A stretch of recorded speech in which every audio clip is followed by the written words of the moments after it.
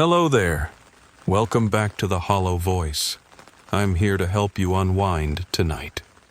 If this sound helps you relax, please like the video and subscribe to the channel. Tell me, where are you watching from? And what time is it right now? Now, find a comfortable spot and let yourself unwind. All too often, my nights would end with a freezing walk to the nearest payphone to reach out to a friend for some help. My car was a piece of shit. To be brief and spare you the mechanical jargon, it had a nasty habit of dying on me. Being a native to mountainous regions of Montana, this was a death sentence come winter. The snowy roads that cut through the American wilderness had long distances between cities. You could drive for miles and miles without ever seeing a sign of another human being. If you were unfortunate enough to experience some car trouble along the way, you'd have quite the long and potentially treacherous walk before you reached any civilized portion of the landscape. Luckily for me, I was located in Baker, a small town with a great community and everything you'd need to get by, a gas station, schools, and even a few stores, so I didn't need to drive around much anyways. Baker is a quaint little place where people tired of the mundane city life dream of vacationing. The beauty of the rural Montana landscape could fill 1,000 art galleries. Great as this town is, it's just great as a vacation destination. Being such a simple place, Baker doesn't offer its residents much. For me, growing up in a small rural town wasn't all that I could have ever hoped for. I wanted to see towering skyscrapers, colossus stadiums, and experience the spectacular, flashy lifestyle of big cities like Los Angeles and New York. I was stuck in Baker, though. I was 22 and working in an oil field. I didn't have some promising job that would send me all over world, or even out of the state for that matter. College was a no-go since my parents were of the working class, and the nearest college was hundreds of miles away from Baker. Things seemed bleak for me, until just a few weeks ago when an old childhood friend of mine, Dave, had reached out to me. Somehow, Dave had made it out of Baker, put himself through school, and through some kind of business venture, had done quite well for himself. Now financially established, he was going to open a small diner in the much larger city of Billings, Montana. I couldn't believe it. I can still vividly remember our childish conversations around the Nintendo 64 about the experiences we were going to have once we got out of Baker. At the time, our naive promises held no real weight, but Dave stuck true to his dream, and he made it happen. Beyond that, after all of this time, Dave hadn't forgotten about me. The diner was set to open in less than a week, so Dave invited me to travel to Billings as soon as possible. Although it was a crappy fry cooking job at an even cheaper wage than I was getting paid at my current job, the prospect of traveling to a big city to work with an old friend was not a proposal I was about to wait on. After all, Billings had colleges and so much more people to meet. The probability of finding an actual career, or even finding someone to start a relationship with, was an actual possibility now. I understand how wishful my thinking was to anyone who hadn't come from a similar background. But coming from a place where opportunities like this were far and few, this was the break I had been dreaming of. Since Billings was a little over 220 miles away, I thought it would be a good idea to ask a local friend to drive me there, instead of risking it with my own beat-down car. He agreed, although a little bitter out of envy that I too had made it out of Baker. Later on that night, my ride Jacob, some family and friends, and myself had a little get-together, a going-away party of sorts. As the party died down, Jacob and I sat together on my front porch. He confessed to me that he didn't want me to go. Even though we didn't hang out much anymore, I understood. Good friends were hard to come by in a little town like Baker, and I would have been salty about it too if things had been the other way around. The next morning, I knew that the next conversation between Jacob and I would be pretty awkward on account of the whole sappy, alcohol-induced, "I'm gonna miss you" talks we exchanged with each other. Regardless of all that, my anticipation for new life experiences overshadowed my apprehension, and I gave Jacob a call around 4 p.m.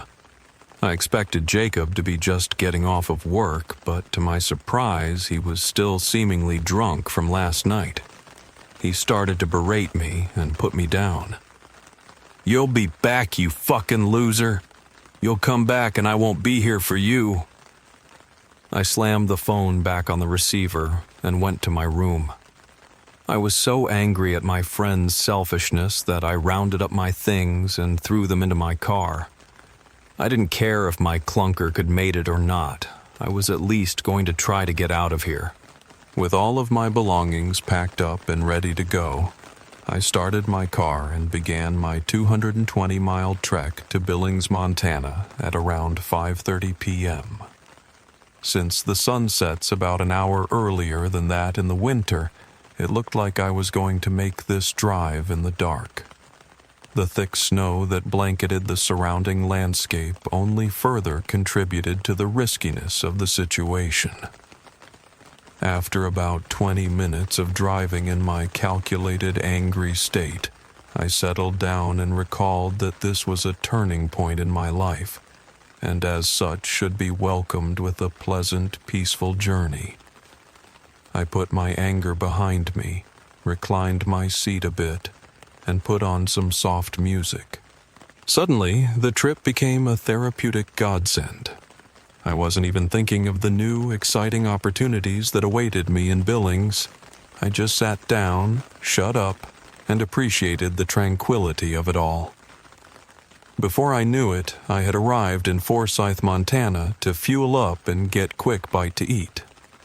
I left home in such a hurry that I hadn't gotten the chance to eat something before I headed out.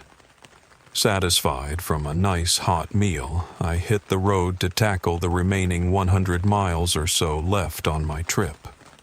Conditions were decent, and my car was performing much better than I ever could have hoped for. After driving uphill for quite some time, though, that was no longer the case. The weakened sound of my waning engine snapped me out of my euphoric state and brought about the gravity of the whole situation. Instantly, I processed all of the factors: the snow, lack of an emergency cell phone, and the immense emptiness of my surrounding area. My mind raced as I racked through my thoughts to remember the last time I'd even seen another car. Not since Forsyth, about 40 miles back. Not a single car or person since then. My stomach dropped, revealing the surprisingly deep void in my gut. Immediately it had all come to me. This wasn't some insincere teenaged statement you make to your parents by running away, just to come home a pathetic 20 minutes later. This was a full-scale, absolute, life-threatening situation. There was a very real potential that I could die out here.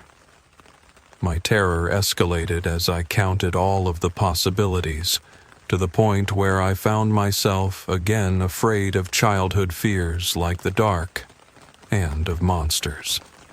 A mere 8 miles after my epiphany, my car let out a thud and then sputtered to a slow, winding death. There me and my car sat, in the middle of the road in a blackened forest.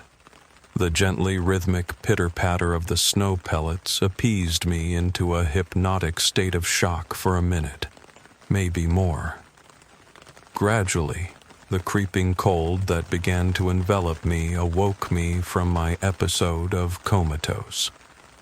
Pellet by pellet, it came back again. Reality. The danger. The fear. After some time had passed, I realized that I didn't have time to be frozen by fear anymore. The time had come to establish goals and act on them. My first goal was to clear my car off of the road. The visibility was quite terrible by this point. The last thing I wanted was for some innocent traveler to smash into my obstacle of a car and render the both of us helpless out here. I removed my seatbelt, grabbed my jacket, and hopped out of the car. Upon examination of the scene, I saw I was on a slight incline, so negotiating this maneuver in the snowy blitz would prove to be quite difficult. I placed my car in neutral and began to slowly guide the car towards the side of the road. The weight of the vehicle and slipperiness of the sleet-laden road caused me to begin to lose my footing. Now, running backwards at nearly full speed, I stumbled and lost my shaky grip of the car. I fell to the ground on my back and quickly sat up to turn and witness what would become of my vehicle. In the darkness, all I could see was the reflection of the moonlight on my car's glossy white exterior. The car bulldozed on and continued to accelerate down the slope until finally being swallowed whole by the darkness of night. I heard it continue to wind down the hill until the violent sound of a distant impact haunted my ears. I got up and ran over to the grisly site. With the aid of my flashlight, I found that my vehicle had ended its ride at the trunk of a large tree. In my survivalist state, I did my best not to dwell too much on the carnage that I had just witnessed. My next move was to gather my most essential supplies from the vehicle and establish a safe way to wait for a passerby. I must have known in the back of my mind that my car wouldn't make it because I had brought tons of water, hand warmers, flashlights, a magnesium fire starter, rope, you name it. I tried to pop open the trunk, but the wreckage had destroyed it, so I moved inside the car to gain access via the back seat. I folded down the back seat and reached my arm through the opening and retrieved my backpack of survival gear. Amidst this terrifying trial I was facing, I managed somehow to appreciate the surprisingly decent job I had done in preparation. Everything was neatly contained and readily accessible from this one bag. Since I was alone and with relatively few supplies, I knew that staying inside the car was a bad move. The snowfall was getting worse, and I knew that nobody would ever find me if my car got completely engulfed by the snow. My best course of action was to wait outside my car and try to stay warm until I could flag someone down, and that's exactly what I did. For over 2 hours, I sat in the blistering cold and waited for any sign of another person. Not a single living creature passed me by. This land was completely vacant. I was losing hope. I couldn't sit here and wait for much longer. I can't say that I was surprised. I knew as soon as my car had died that I had made a fatal mistake, and that this was going to be a fight for my life. But I have got to say, it's a frightening thing to see your car begin to vanish right in front of you little by little. If I had foolishly chosen to stay in my car for this long, there's a chance that I never would have made it out of that vehicle alive. I was done sitting. It was time to move on. If nobody was going to find me, then I was going to find them. I decided to head back toward Forsyth because I thought that I had seen a small rest stop just about 6 miles up the road. Making that kind of a hike for me would have been difficult in the best of conditions, and given the current circumstances, this was destined for failure. But it was much better than just sitting there and waiting around to die. The first mile was easy. I was in full-on survival mode. I couldn't be bothered by any other thoughts. I was only thinking about what I needed to do next. I needed to trudge on and find some way of contacting a loved one to come to my dire need of rescue. But my transition from survival mode back to normal, scared and worried mode was coming through in waves. Terrified for a brief moment or two, then the horror would be cast out by my unconscious in order to make a productive effort at survival. Nearing the second mile, I found myself again at the terrified end of the cycle. The adrenaline had departed far sooner than I was comfortable with. The expansive darkness that I found myself in was so unlike its daytime counterpart that it seemed to be an entirely different world. As a result, I found myself like a baby, scared of the unknown qualities of an unfamiliar new world. In the daytime world, I knew that monsters, ghosts, and all things supernatural did not exist, but under the veil of snow and shrouded by the intense absence of light, I just didn't know that with certainty anymore. Walking down the absent street, I swayed my flashlight from left to right. First, checking the foreground, then pushing my sight as far back into the brush as my flashlight would allow. From left to right, I repeated this process for 3.5 miles, with nothing to occupy my thoughts but stories of ghosts, zombies, killers, and other staples of the horror genre. Each time I brought my flashlight to the opposite side, I flinched in fear of what my eyes might meet. After about 3.5 miles down the road, I had seen nothing, until finally my eyes laid upon an amazing scene. About 300 yards off the side of the road sat a small, dimly lit cabin. The billowing cloud of smoke that rose above the house's chimney was such a sight for sore eyes that I could almost feel the warmth from this far away. In utter excitement that my trip could potentially end over 2 miles sooner than I had projected, I made a mad dash for the cabin. As I drew nearer to the small structure, details that were unseen from afar began to come increasingly visible.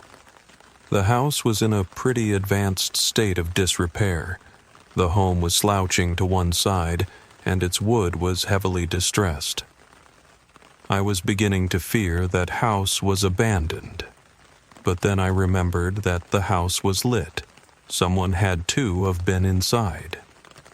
This realization frightened me even more, because whomever or whatever was dwelling in the house was obviously not the owner.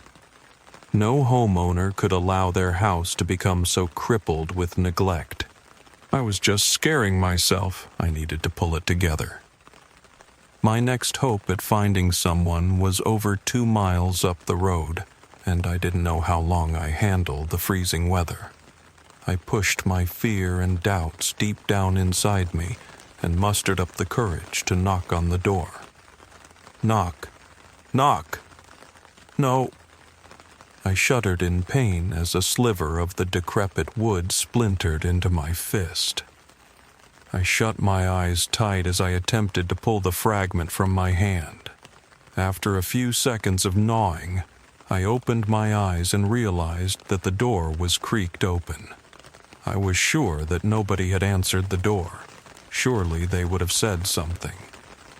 Seeing the decaying state of the home, I realized that I may had accidentally broken their door. Balling up my fist in my sweater for protection, I proceeded to knock on the much sturdier doorframe this time, and got to work conjuring up an apology for damaging the door. Much to my surprise, nobody came. Seconds turned to minutes, knocking turned to pounding, and calling became pleading. I walked around outside the home, investigating to see if there were any other signs that someone was there. But still, nobody responded to me. The house was empty. Within 30 minutes of arriving on the property, I was beginning to contemplate just walking in. If someone were to stumble upon my home in similar circumstances, and them getting inside could have meant the difference between life and death, then I would understand. I would have to. Besides, just look at this shitty home, I said to myself. The person staying here probably doesn't even belong here. What's the difference if I squat here too? At least long enough to get myself warm so that I can make the long trip to the rest stop. I continued to ration with myself. 5 minutes later, I just couldn't resist anymore. After announcing, "I'm going to have to come inside. It's an emergency," I carefully pushed open the creaky door and stepped in. Immediately, a wall of warmth embraced me, and not long after, so did the smell. This place certainly was abandoned. It smelled like the people who lived here before had gone without clearing the fridge or taking their pets with them. My face contorted in disgust, and I scrunched my nose in an effort to ward off the putrid stench. I swung my head from side to side, searching for the source of the grotesque odor. My slow, methodical footsteps came to a standstill when I realized the horrifying environment that I had found myself in. The shack in which I was residing was obviously occupied by some kind of dark summoner. Sacred jewels and pendants were abundant amongst the coffee table. Mysterious patterns of blood droplets filled pages scattered throughout the room. At the farthest wall opposite the front door stood a large shrine with an indecipherable character at its peak. Candles, pages, and other offerings accompanied the perplexing altar. Taking in the scenery, I tried my best not to theorize where the aroma might have been coming from. I really didn't want to know. My knowledge of the occult, witches, and all things supernatural was limited to what I had seen in horror films and those silly, late-night History Channel specials, but I was absolutely certain that whatever had been going on in this house was not something that I wanted any kind of involvement with. Standing in the middle of the small room, I peered around for a phone. Along with the horrifying scene of bloody manuscripts and other cult paraphernalia, I observed that the house was only lit by the fireplace and candles. I concluded that it would be foolish to continue my search, as the house most likely did not have running electricity. I didn't complain. I was just glad that I had yet another excuse to get the hell out of there. By this time, I had more than enough justification to turn around and freeze my ass off in even the worst of blizzards. Suddenly, I heard a loud slam. I jumped. My heart pounded faster than I knew it capable of, and I whipped my head around to see what had caused the noise. The rhythmic crunch of feet on the snow scurrying away from the door filled my ears. I tensed up and attempted to process what was going on. Immediately, I realized that I didn't need to know what was going on. I just needed to run. I threw my body around and sprinted for the exit. A sensational feeling of satisfaction overwhelmed me as my shoulder reduced the feeble door to pieces. Keeping all of my momentum, my body flew out of the dreadful dwelling. In an instant, that feeling was replaced by pain and terror, as a hand emerged from the home and clutched a vicious hold on my head. The sharp, brittle nails buried themselves deep inside my scalp, and extracted a handful of hair and tissue. The creature's tearing jerk on my head pulled me back and caused me to lose all forward momentum. I fell to my back, striking the porch staircase with such force that all wind was sucked from my body in an instant. Panicked, I shot up to my feet, turned around, and threw a punch with all of the vitality I had left in me. In the small window of time before my strike reached its target, my eyes caught a glimpse of the horrifying beast. Its body type was similar to a tall woman, about equal to my height, 6'1". Its hair was matted and thrashed about, partially obscuring its face. The creature's arms were unproportionally long for its already tall body. Its hands, too, were long and thin, and dripped with blood from the havoc it had just wreaked on my scalp. The being did not wear clothing. Its naked breast and waist shape supported my inference that this monster actually used to be an ordinary woman, although I only saw the abomination for a mere fraction of a second. My ability to recount its details is a testament to just how shocking its appearance was. Finally, my fist clashed with the creature's face and threw the monster to the floor. The unknown nature of this mysterious beast's abilities convinced me that I shouldn't stick around to find out. So immediately after impact, I turned around and ran back to the road that I had walked in on. I ran with such vigor and determination that I almost didn't recognize myself. Even in dire circumstances of life and death, I don't think anyone else has ever dug down as deep as I had that night. I maintained a full sprint for the remaining 2.5 miles until arriving at my destination, a small rest area with a gas station and a diner. Upon arrival, both places were closed, as it was probably around 1 a.m. by now, but I was able to place a call to my parents back home at a payphone. They answered with a swift, "Hello?" after just a single ring. They were worried that I hadn't called them by now, and felt that something had gone wrong. After my intentionally brief explanation that my car had broken down and that I was stranded, they told me that they were on their way. "Drive safe, Mom. Love you," I murmured before hanging up the phone. It was so hard to withhold my full experience from my mom, but I decided not to tell her. Not out of fear that she would think I was crazy.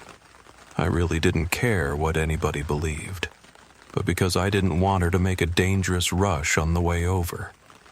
The last thing I needed was for her to be so worried that she drove recklessly and got in an accident. I made it this far to reach my rescue, and I wasn't going to let anything impede on me getting home safely this time. For an hour and a half, I sat completely still at the bench next to the payphone. I wasn't bothered. I wasn't freezing. I wasn't exhausted. And I wasn't scared. My mother pulled the car over nearby, and my father retreated from the vehicle and ran up to me. "What the hell are you doing? Sit right out in the snow. You're gonna..." he exclaimed. My strong embrace interrupted his more than appropriate statement. I must have held him for too long and too hard, because normally he would have pulled away within a few seconds. But he didn't. My mom exited the car, and I shared a passionate hug with her as well. Wiping my tears, I motioned them into the vehicle, and we pulled away from the rest stop. The car ride home must have been incredibly difficult for my parents. The scenes that I painted and the horror that I described was probably unlike anything they had ever heard before. I told them first about the car, then I told them about my walk to the shack, and finally, I told them about my experience with the witch-like creature. They must have thought I was crazy until I showed them the horrible mess that my head was. My mom nearly slammed on the brakes and exclaimed that we needed to get to a hospital. I pleaded with her to keep going. I wanted to get far away from this place before we stopped and did anything. To my mom's credit, she listened. We drove for an hour before I was comfortable with looking for a hospital. At the hospital, they explained the dire situation I was in. I was suffering from blood loss, hypothermia, and frostbite on the skin where the monster had attacked me. And now I'd like to retract a statement that I previously had made. I actually did care what the doctors believed, so I decided not to tell them my story about the creature that had attacked me. These people actually had the power to institutionalize if they thought I was insane, so I told them that I had gotten attacked by a mountain lion. Somehow, I convinced my parents to give the same story if the doctors asked. Upon awaking after hours of treatment, a nurse informed me that a fragmented nail of the mountain lion that had attacked me had been removed during reconstructive surgery. My jaw dropped. The possibility that I could have some real-life proof of whatever that thing was staggering. "Can I keep it, please?" I shouted. The nurse gave a puzzled look and said, "I'll check with the doctor, but I can't see why not." Minutes later, she returned with the foreign material in a clear canister and handed it to me. "You sure that's from a mountain lion? I have seen a few mountain lion nails in my days, but none of them ever looked like that," said the nurse. "No, I guess I must have been wrong. It was so dark out there, you know," I replied. "Whatever that thing was, you're lucky to be alive," she said. "That's one thing I can say for sure," I said under my breath. Back at home a few days later, the pain was subsiding, and I had a lot of questions that needed to be answered. I didn't really know where to start, though. Even in a big city, I'd imagine it's quite difficult to find good information on this kind of thing. Not having much to go on, I set out for Susan's house. Susan was the town nutcase, at least. That's what her reputation was. My mother always told me and my friends to stay away from her when we were kids. I never thought that all these years later, she would be the person I needed to see the most. I arrived at her front porch and hesitated to knock.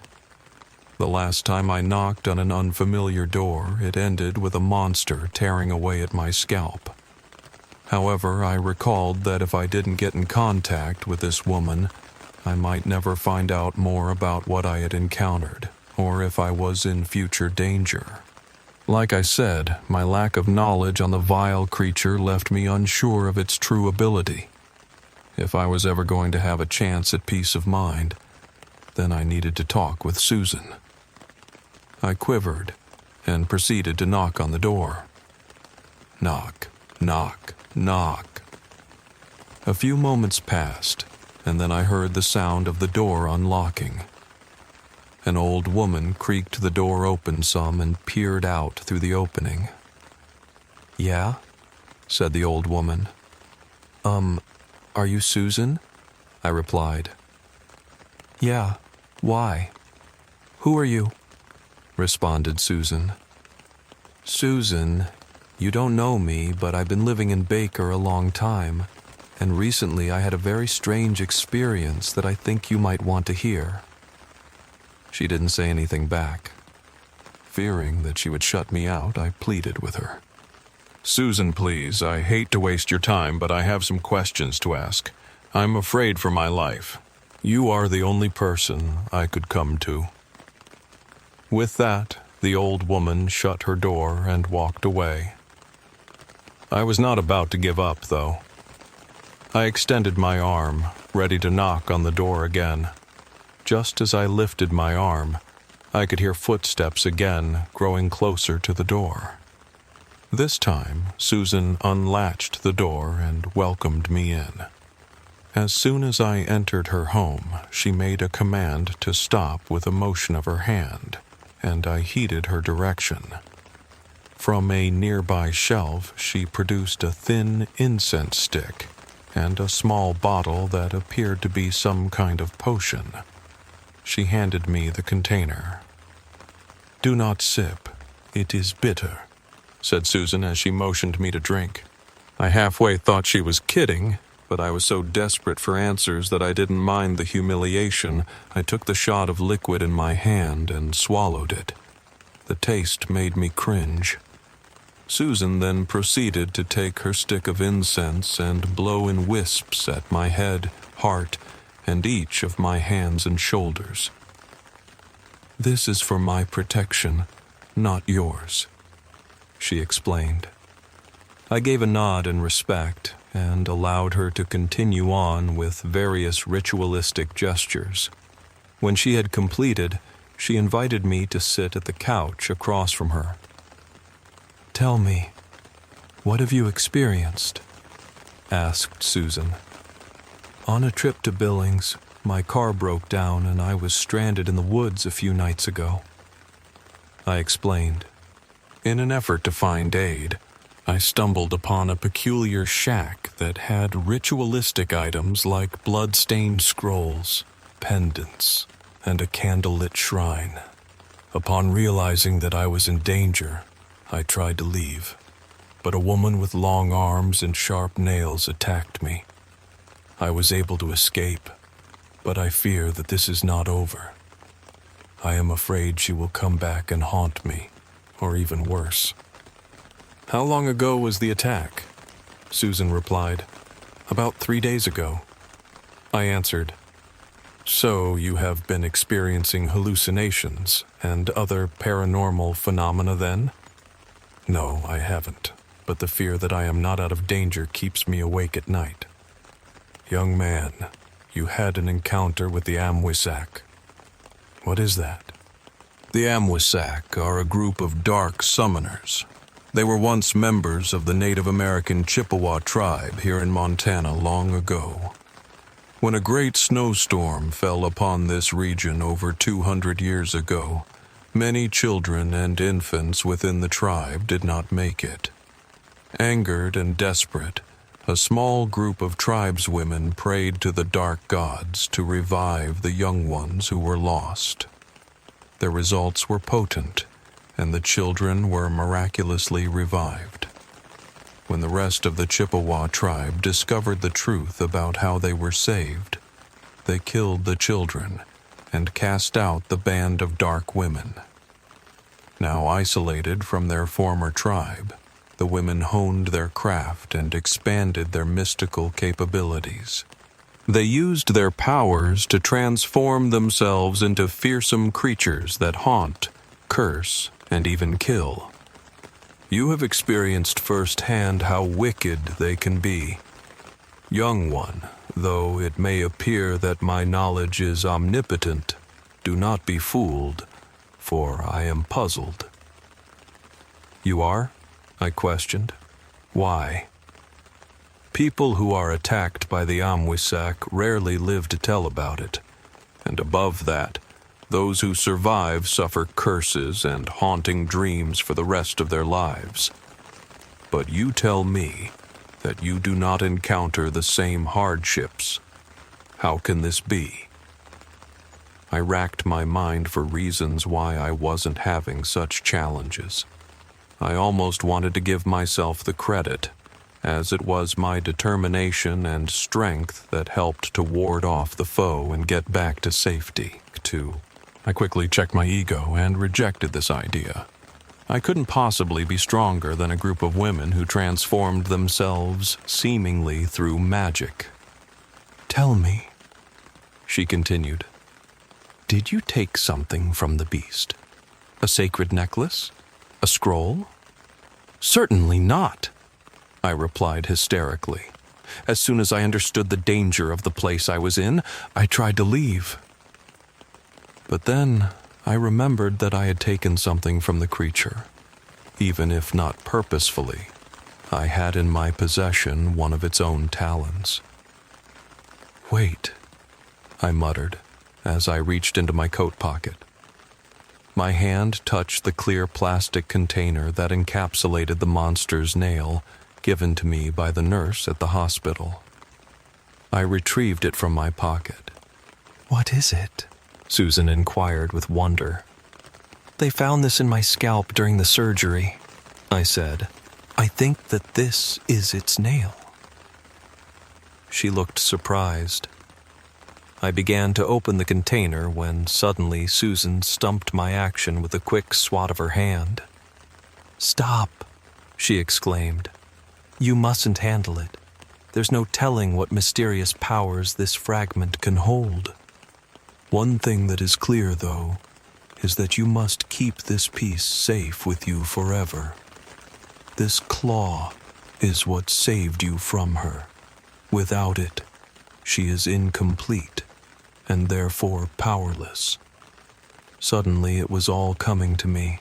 Susan was right. This nail is what saved me from her. It helped me to find the strength to deal a shocking blow to the creature.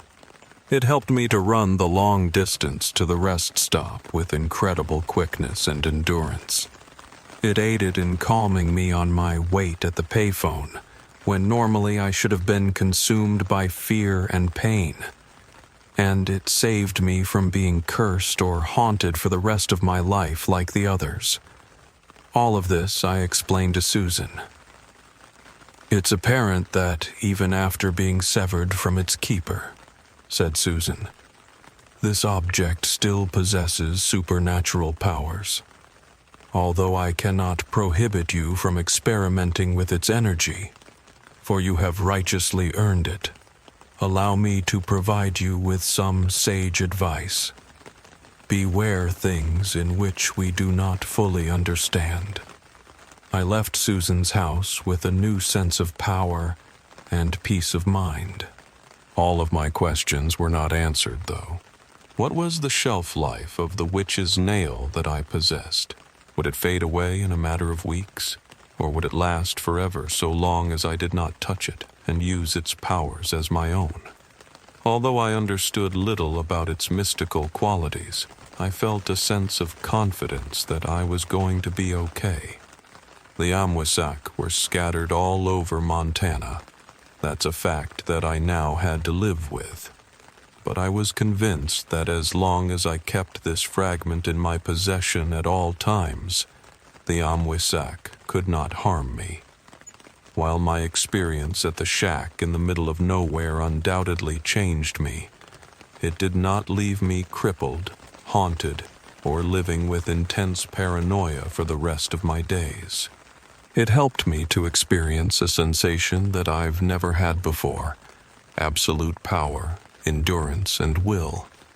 In the moment, I experienced relative numbness, but looking back, I feel proud at what I had accomplished. Having conquered this most extreme of trials, I was ready to continue on with my plans to head to Billings to create a new life for myself, now unafraid of what challenges I might face.